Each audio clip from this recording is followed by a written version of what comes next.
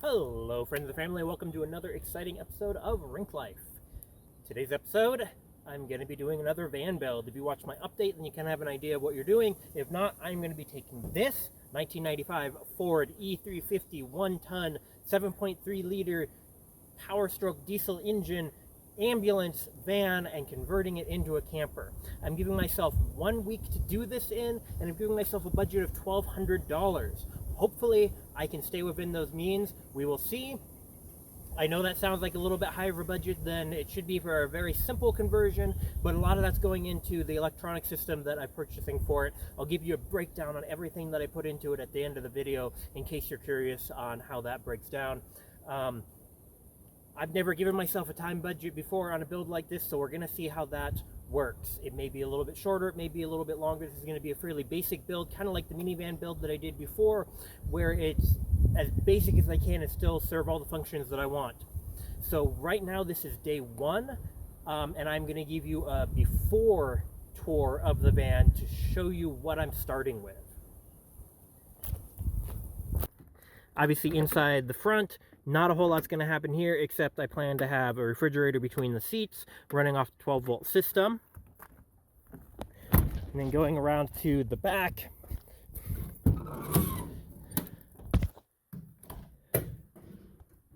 this is what I am starting with. So as you can see, I've already ripped out some of these cabinets. That was done years ago when I first bought the van to give me more room to use it as a work van. Part of the challenge of this build is that I'm not just making it into a camper van. I am also making it so that I can still use it as my work van. That's important because this is my work van. It has a purpose. I haul wood, I haul supplies that I need. So I'm going to be doing a camper van conversion that still makes this into a hybrid work van camper van. So that's what's going to be a little bit more challenging, a little more interesting, and we're going to see how that turns out. So right now I've got this bench seat with seat belts on it, the captain's chair up there, lots of cabinetry, which some of it I will be saving, some of it I will not. You've got the control center here with all the switches. I'm going to be reusing the switches, but this is actually going to be coming out. And then here's the door to the cab. Well, that's all I have for now. Next step is going to be removing the stuff that I don't need. Getting it ready for the build.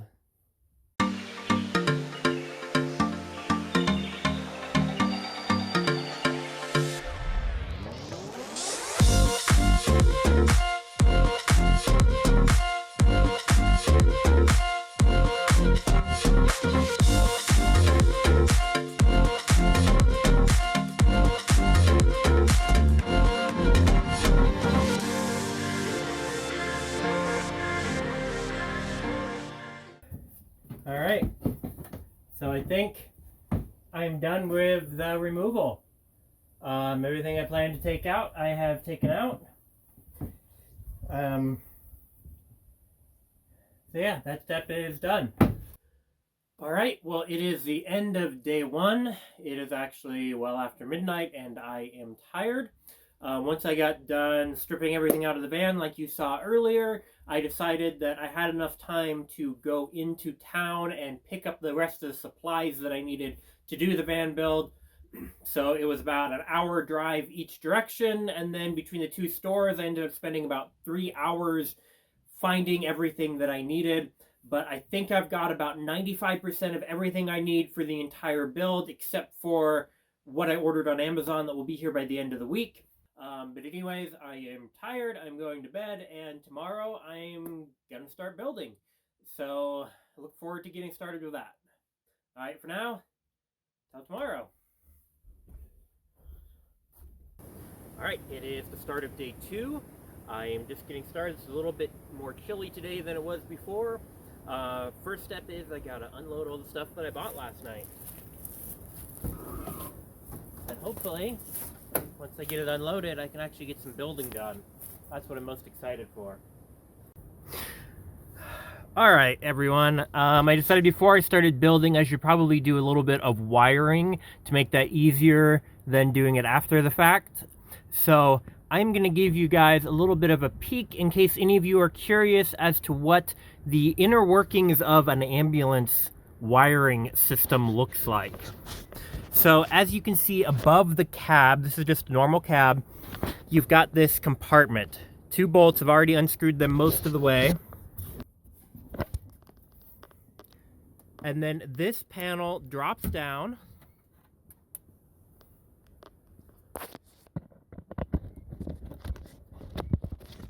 And exposes a giant mess of wires.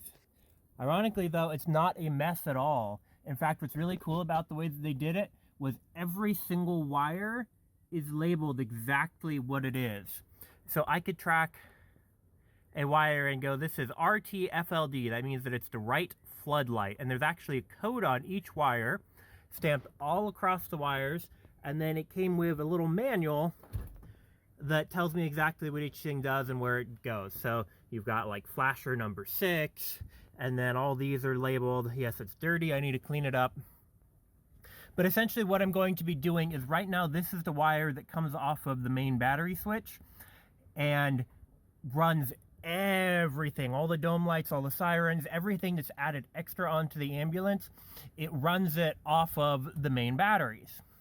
I'm going to take the other end of this wire and hook it to the auxiliary batteries. That way the dome lights, the floodlights on the outside, everything are not going to be draining the batteries in the cab. Instead, they will be draining the auxiliary batteries that I will be installing. And then one other thing that I am working on is underneath the driver's seat, we've got the main battery switch. I've already unbolted the seat and been doing a little bit of wiring. But as you can see, there is another little mess of wires going on down here that I will be diagnosing. And this is actually this green one. See, that's another thing. See how this has green tape on it? 1 green stripe. This one has 1 yellow, 1 red. Then you can see one with 2 reds. That's coded. So if you can't actually see the wire because it's underneath the black, you can tell 1 green stripe. Look at that, 1 green stripe. So I know that this wire that runs through the roof, down behind all the cabinets, is this wire. When they make these ambulances, they make them so simple to work on, so that way if something breaks, you don't necessarily have to take it back to that company, or even if you do, at least the company knows what's going on and can easily diagnose and fix it. So that's your wiring lesson for ambulances in case anyone was curious.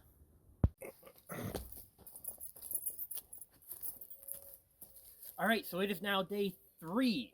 Day 2 was spent doing a lot of planning. So if you look, there's not much progress. It just looks like a bunch of junk inside the van, but that's because I was bringing stuff in and out and taking measurements. Yes, on day 1, I had a sketch done. I knew kind of where I wanted everything, even though I changed a little bit of that yesterday, but I didn't have exact measurements. So yesterday, when I got my hands on stuff, I could actually take measurements, find out what boards are going to go where, how long everything's going to be. So my plan is a whole lot more detailed now. So today should be a whole lot easier, where all I have to do is actually start cutting the wood and screwing it all together. So it's going to be, hopefully by the end of today, there'll actually be a framework for the bed, for the kitchen. At minimum, everything should be framed in. So fingers crossed, that's what's going to happen. Yesterday, I got all the wiring done, though, so that shouldn't be anything I have to worry about today, other than making a box for the wiring harness to sit inside. Anyways, that's my plan. Let's get going. Well, all right. I was working on the van, and UPS showed up with some packages from Amazon. So let's go ahead and get these open and see what treasures we have today. As they say, it's kind of like Christmas, right?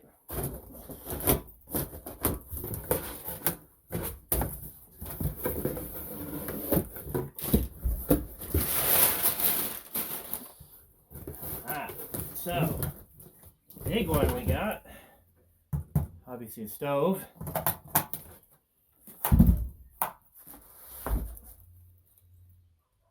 Oh, these are my brackets. This is good, because hopefully I will get to those tables today. They are folding brackets. So you can have a table up, fold it flat. You'll see where they go. And then last, what is this thing? Oh, this is good. Oh wow, that's huge. This is the battery isolator switch.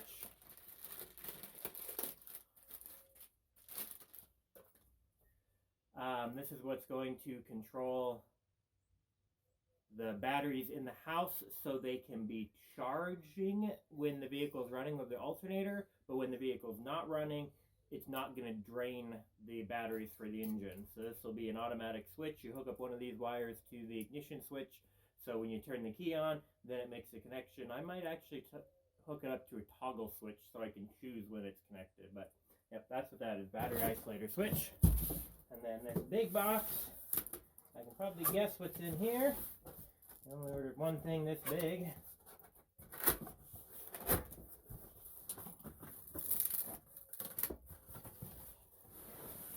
Yep. Solar. Hopefully it's good. It had pretty good reviews and it was relatively cheap.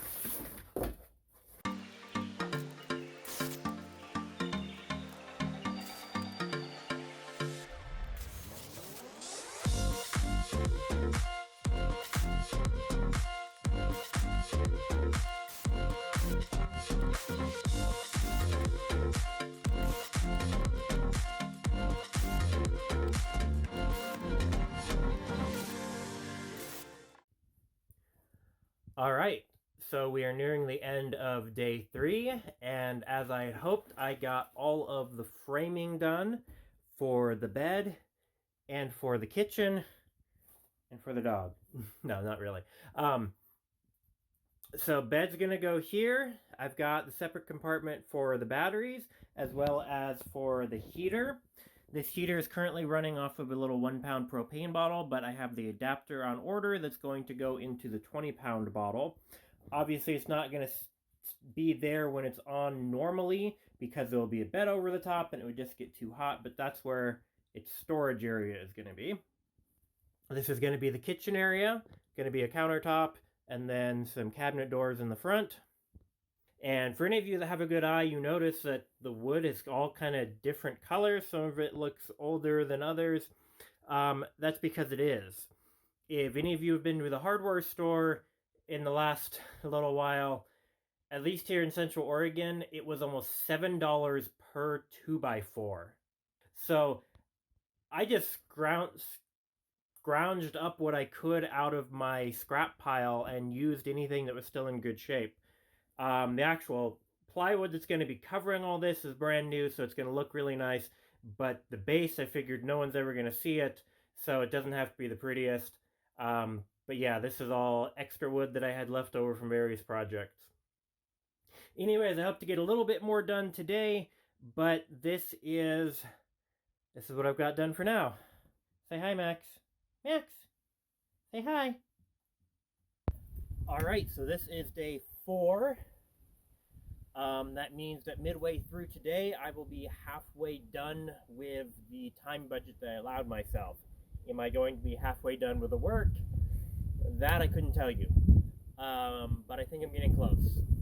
I did do a little bit more last night after I recorded, so let me give you a quick showing of what I am starting with on the beginning of day 4.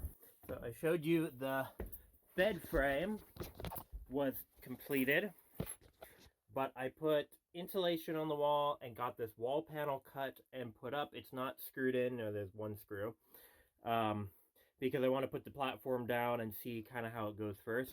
And then I also got this half wall cut that separates the bedroom from the kitchen.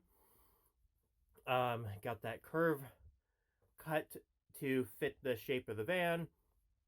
Also installed an outlet there and one up here in this cabinet, which you will see what that's for later. That's about what I got done last night, and got more insulation up. I am just using house insulation because it was the cheapest stuff I could find, other than the foam stuff, which I didn't think would have fit the contour of the van very well. So this is actually going to be overkill. This is very thick, but I guess warmer is better than not. Oh, I also put insulation down over the tire. This is just soundproof, heat-proof insulation I had left over from my other build.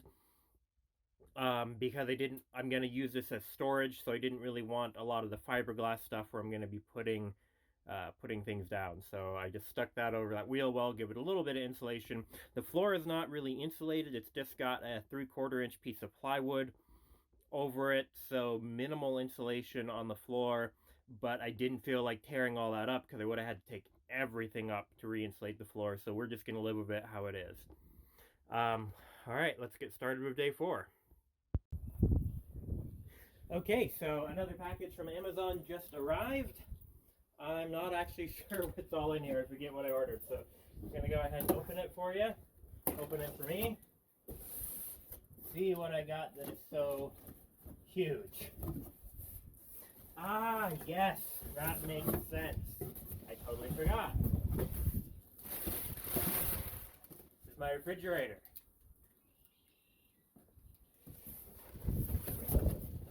And let me get another little box. I'm not going to open the refrigerator right now. Let's see what's in this little box. I know at least one thing that should be in here. That might be all that's in here.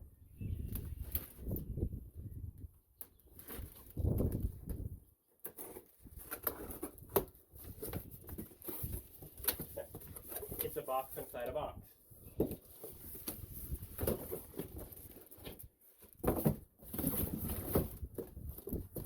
Completely unmarked box. Let's see what's in here.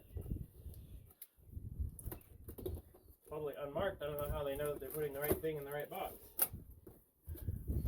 Yeah, that's exactly what I was hoping for. It's my inverter. Holy crap, that thing is huge. I knew it would be big, but I had no idea it would be this big. I'm going to have to reevaluate where I put this thing. Holy cow, look how huge that thing is.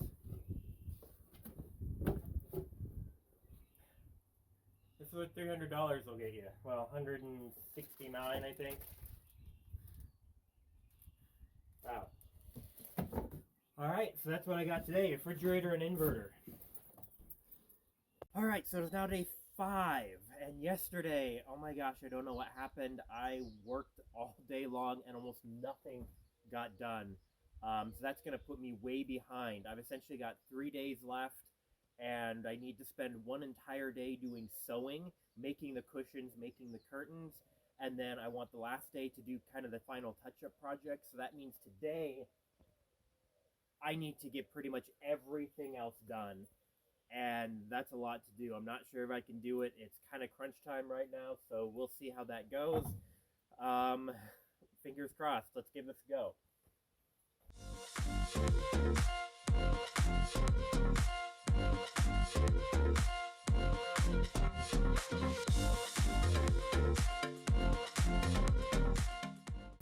Alright, so what I'm doing now, I didn't feel that the fiberglass roof was strong enough to hold the solar panel with just those, I think they're actually sheet metal screws. Driving down the freeway at 75 miles an hour for hours at a time, I feel this could blow off. So what I'm going to do is I'm going to take a block of wood, put it up underneath, and then put the screws down through that so it kind of sandwiches the fiberglass together, gives it a little bit of extra strength.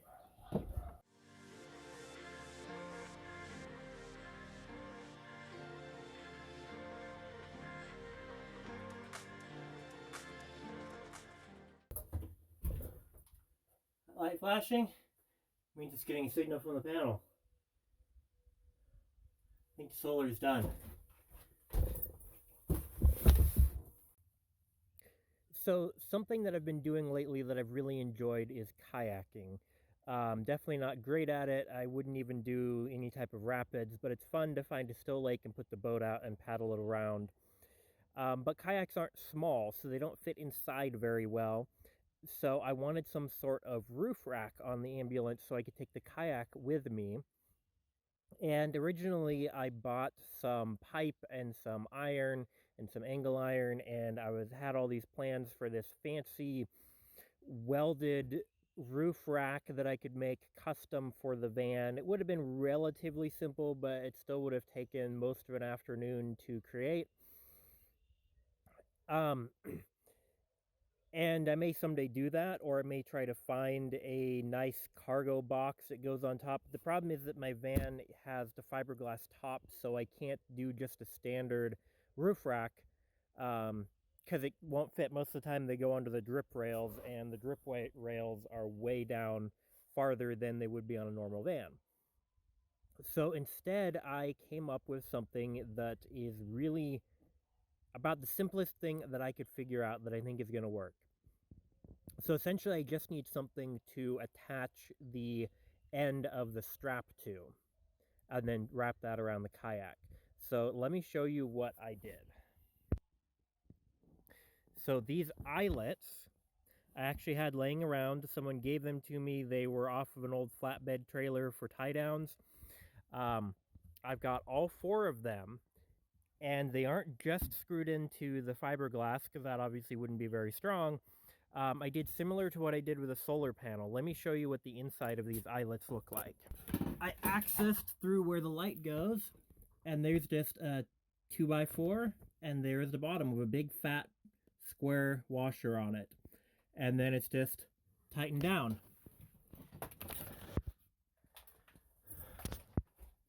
So that is my super simple, you could probably call it redneck or ghetto or whatever other jerry-rigged type of solution, but if it works, it works, right? Like they say, it's not stupid if it works, and I think that's going to work just fine. I guess if my kayak goes flying down the side of the road and I end up with holes in the roof of my van, then I'll let you guys know don't do this, but I'm pretty confident with a 25-pound kayak that those are going to hold it down just fine.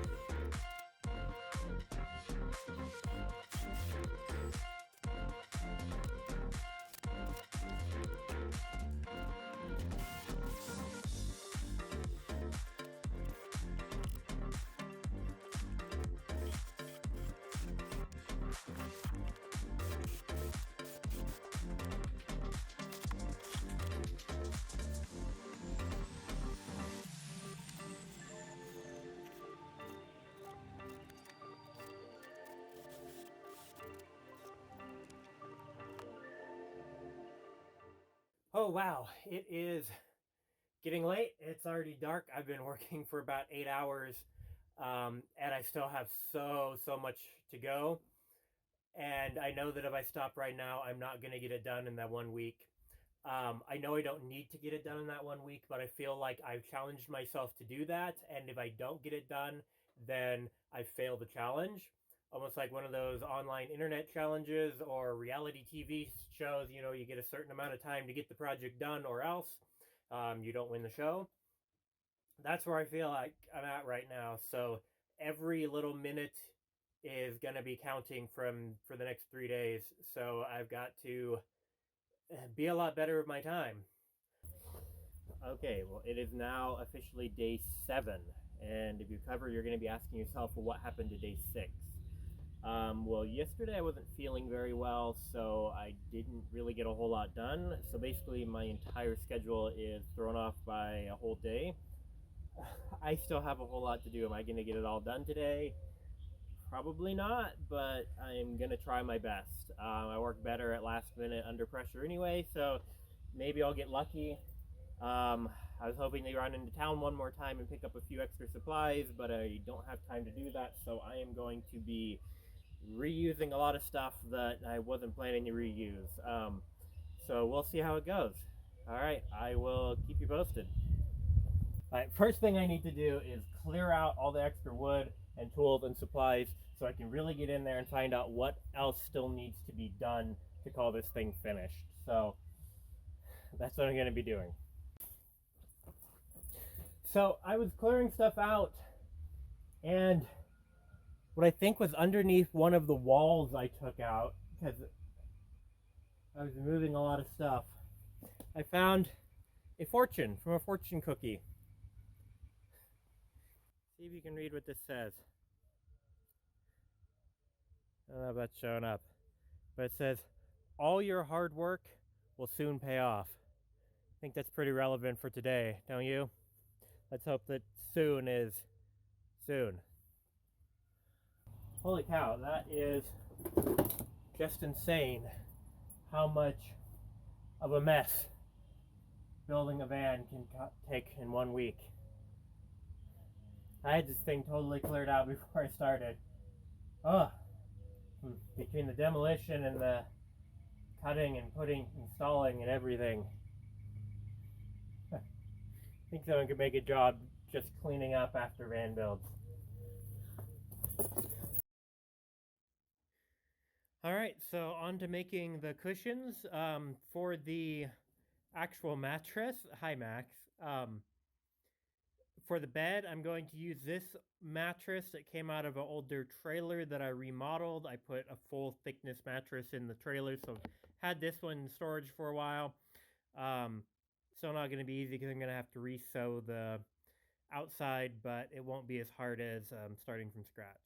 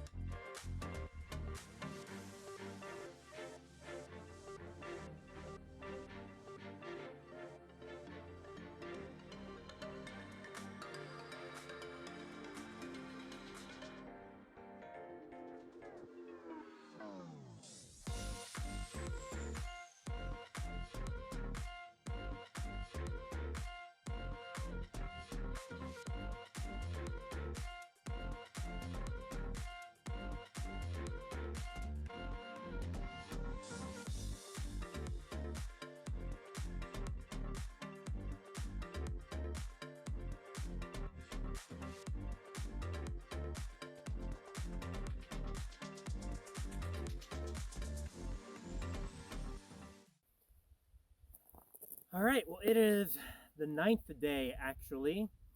I actually got everything done last night, and this morning all I did was wash it and get some stuff cleaned up. So do I consider that I failed my personal challenge? Not really. I can go into more detail in that after I give you the tour, but I know you've all been waiting to see the finished product, the after. So this is the part of the video that you have been waiting on. So without further ado, let's take a look at how it turned out. This is 1 week, a short budget, one person doing it, so don't expect anything super crazy fancy. Don't expect anything like these elaborate $100,000 Sprinter van builds you see. Remember, this is quick and dirty just to get the job done the best I could with the budget I gave myself. So let's go.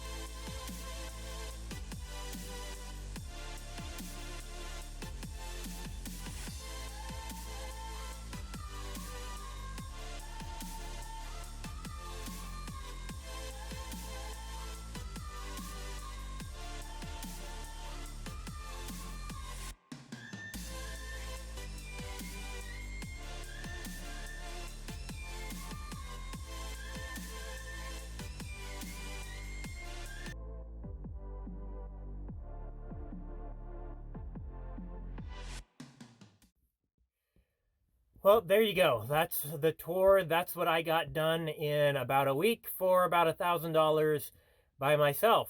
Like I said, not super fancy, but I'm pretty impressed with how it turned out. If that's all you want to see, signing out. If you are interested in maybe doing your own van build and you want to see some more of the details on how stuff works and some of the little tips and tricks that I put into here, continue watching. I'm going to have a short walkthrough where I kind of point out some of the things that I think might be of interest to people who want to do a similar build. So starting with the kitchen, if you watched my minivan video, you're familiar with this faucet. This is a rechargeable wireless faucet. I get it from Walmart for around $25. It simply is sitting on a pipe fitting. If you want the exact dimensions, I can give those to you. It's 1.5-inch pipe. The outside of it is just the right size for that. Completely wireless. And pumps water through a hose down to from the clean water. The sink is actually just a stainless steel bowl. I wanted to buy an actual sink, but I couldn't find one that would fit in the limited counter space that I had, so I made one. I simply cut a hole in the bottom and affixed a drain to it. The only thing that I'm not really happy about is that the drain is a little bit higher than the bottom of the sink, so there's maybe about 1/8 of an inch of water that stays in there. These I got off of Amazon, the magnetic spice holders, but these shelf brackets are just L brackets that I got at Home Depot. They work perfectly. They're just the right size. The picture in the back is actually a signed print that I've had for a while. Didn't know what to do with it, so I put it in what's not really a frame. It's actually the matched set to this cabinet door. So I simply put the picture in there. 12-volt light I also got on Amazon. Stove I got on Amazon.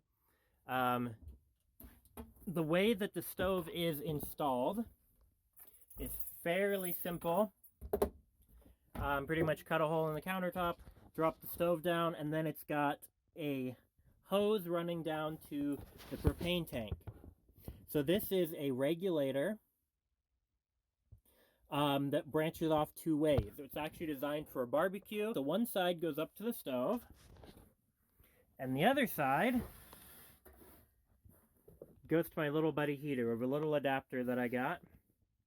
Or I guess it's not little buddy, it's Mr. Heater Portable Buddy. I've got a nice little spot for it to stow away under there. Obviously you don't want to run it when it's stored under there, so you can bring it out, run it there. This heats up the whole van really nicely. The sink, the pipe that I cut through the bottom, simply goes through some 1.25-inch flexible swimming pool hose, goes down into a 6-gallon gray water tank.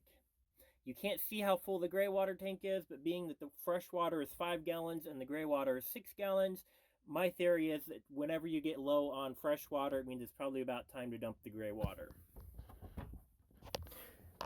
The propane tank is held in for moving with just a simple 2x4.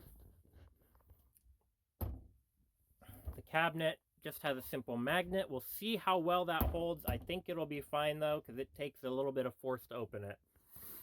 For the curtain, it is simply a shower curtain rod. I did have to drill a hole through the side of the plastic for it to get a good grip, because the ceiling is kind of curved here. And then I just took a curtain that I already had and sewed the top part so it could go over that. And it just happens to be about the right length. One thing is, though, you notice that there is a gap right here. Well, the way that you don't want a gap, but you can't really make it go anymore because that's as far as it can go. So what I did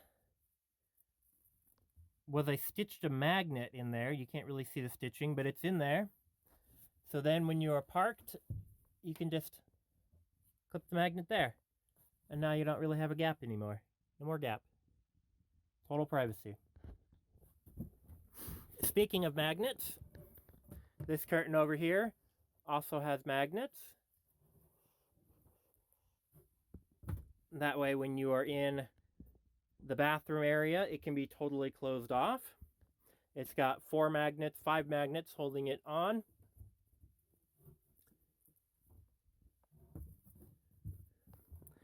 I actually just made curtains that match these for these other windows.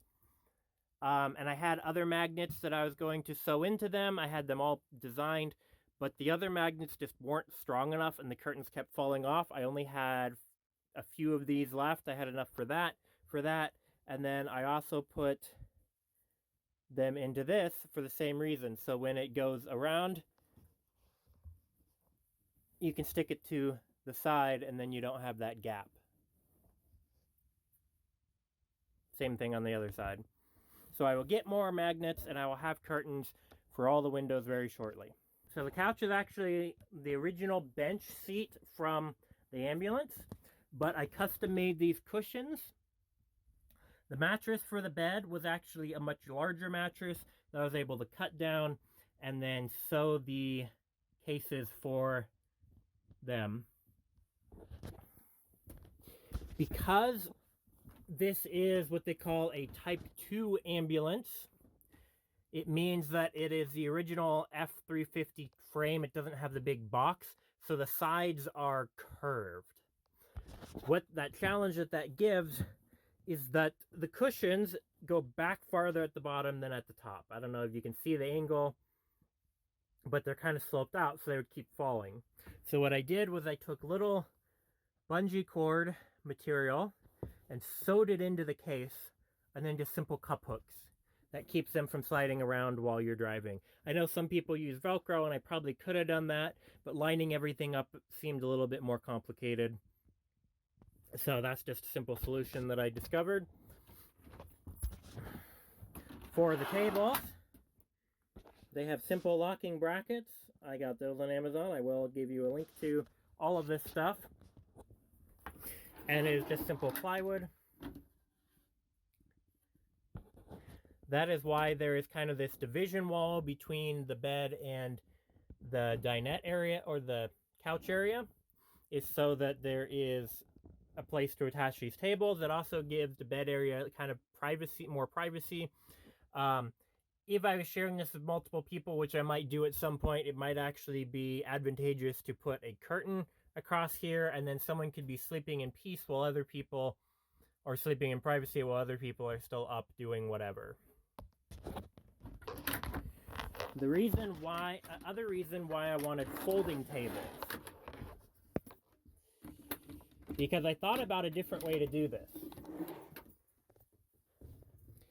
Originally, my thought was to do similar to how RVs do, where you have a pedestal at the bottom, a table that sits on top of the pedestal. This wall wouldn't be here, and then you simply take the legs out, the table can drop down, and that makes the whole thing into a bed.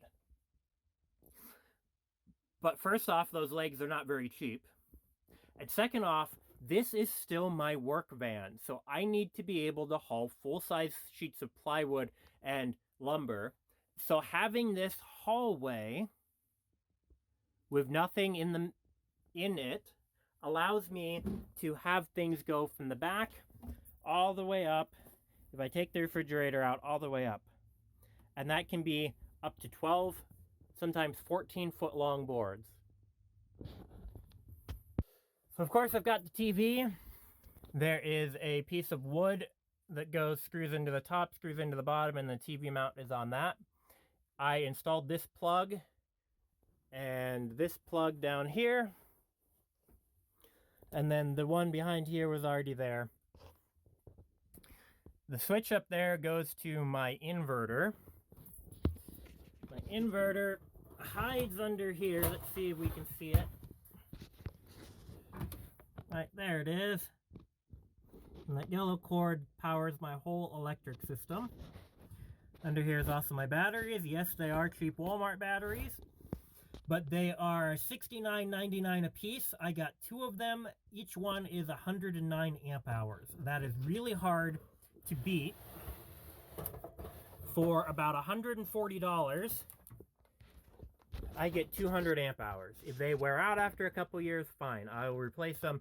Maybe when lithium technology gets cheaper, I'll look into that, but for now it works fine. Let's see what else. Oh, so under the bed, let me get down there. I've got lots of storage under the bed. Obviously, I showed you the batteries on this side. I decided to reuse the sliding cabinet doors from the ambulance because I had them, and what it does, it makes it so that there's not this big door that opens either up or down. It's completely out of the way. You can slide it open. Lots of room under here. And then there's another sliding door on the back so I can get to the storage area from both sides. So this wall is simply held up at both ends by just simple latches, sliding latches. I put this L bracket here so that when this one is up, this one is up. So it's kind of gives the tables more stability. That way it doesn't rock back and forth as much. In order to make it into a bed, or actually before I make it into a bed, I actually have the option to simply put the mattress there, and now you can sit an extra person down at the end of the table. Having this down also allows easier access to the bed. And then when you want to make it into the king size bed, you unlatch this other side. Make sure the cushion's not in the way. Drop it down, and then unhook that.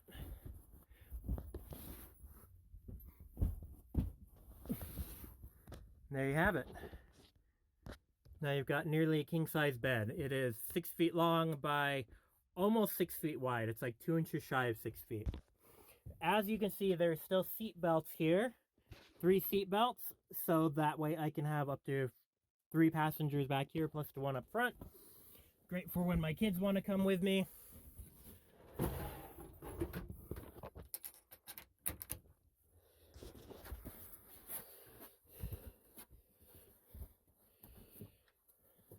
And then just really quickly, it goes back. You may have noticed this metal bracket is just a piece of iron that is, that's hard to see, but it's bolted to the plywood frame, and then there's a piece of trim in front of it. That was the only thing I could think of to put that latch there, so I didn't have to have like a big 2x4 sticking up and getting in the way. Because as you can see, the back of this bed is kind of hovering a little bit. That way I have room. I have these big totes that will slide under here just perfectly. So I've got plenty of room for storage in the back. Oh, one other thing. This used to be the exhaust fan. So if you're in an ambulance, they all have exhaust fans. So if there's any type of weird smells or anything, you can turn that on and it will very quickly suck the air out and replace it with fresh air. However, I took the exhaust fan out of here, so now this is actually what I would call the inlet vent. So the fresh air comes in this way when you turn the exhaust fan on, which I actually hooked up to this one. So being hooked up to this one in the front, that's where the shower curtain is. So if you're taking a shower, if you're doing number 2, I know a lot of people on my other video commented they wouldn't want to be that close to someone using the toilet, especially near the kitchen. But it's got this really powerful exhaust fan that will suck out any smells you can want. Or if I'm cooking the food, it'll suck out that steam that food smells as well. So this is the type of curtain slider that I found. They sell these on Amazon. This actually, I only used half of it for this. The other half I used in my other van, my motorhome. And it's just got little brackets so that you screw into the ceiling and then it clips in. And it works really well when you can't have a traditional type of curtain. You can pretty much attach this to any horizontal surface. So this bathroom area, the shower pan, I call it, is simply the same wood that I built everything else out of. And I need to put, before I use it as a shower, I will put caulking all the way around it. Make it sealed up. It's got the lips, so it's actually 2.5 inches high. Goes all the way around. It'll work perfectly for a shower. And the paint that I put on here, the same paint that I put on most of these surfaces, is actually an oil-based Rust-Oleum, the same type of paint that you would use for a car in the spray paint cans. I just brushed it on, so it is very much a waterproof, outdoor, durable, high-gloss paint. So it works great for that shower pan. You'll see this door panel is white compared to all the others. I used some leftover trim that I had for that door panel. Let me show you it a little bit better. Eventually, I would like to replace all of them, but the reason I did that one is because the original door panels had these bumps on them, and that meant that the bathroom would have had to be about 3/4 of an inch out farther than it is now.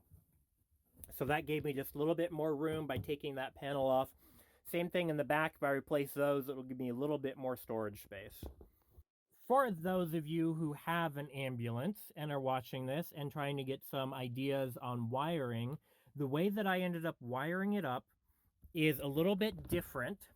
So right now, this master switch, which basically controls everything on this panel, as well as everything on this panel, I wired that directly to the house batteries, the ones that are under the seat, those 200 amp hour batteries. That way, all the lights inside, as well as the floodlights outside, as well as this fan, that's all going to be controlled now by the house batteries. So basically, this master switch is the battery cutoff switch for the house batteries. And then I also got a battery isolator, which is that silver thing right over there. It's actually pretty big. And that is now wired up to this switch. So when this switch is on, the two batteries that are up front that run the engine are connected to the two batteries under here. There's advantages to connecting them and disconnecting them. So right now, because they're all connected, the solar panel is charging all the batteries. And that works even if that's off. And it also means that while I'm driving, the alternator would be charging all the batteries. But it also means that if I switch it off, then I can be boondocking out in the middle of nowhere for a while, using the lights, using everything, using the refrigerator, and I don't have to worry about my engine not starting because it's completely separate. As long as that switch is off, 100% separation between the engine batteries and the house batteries. If you have a similar setup ambulance and you want some tips on how I wired in the inverter, how I wired in the second set of batteries, how I wired in the switch and all that, send me a message and I will be happy to answer it because some of that wiring got a little bit complicated. Took me a little bit to figure out the best way to do it. So yeah, like I said, send me a message and I'll go into detail, but I'm not going to bore everyone who doesn't have an ambulance like this on all the details on how that's wired up. With that, I think that is basically the grand tour of my ambulance van. So with that, I think I'm going to stop wasting your time, and I will say, signing out.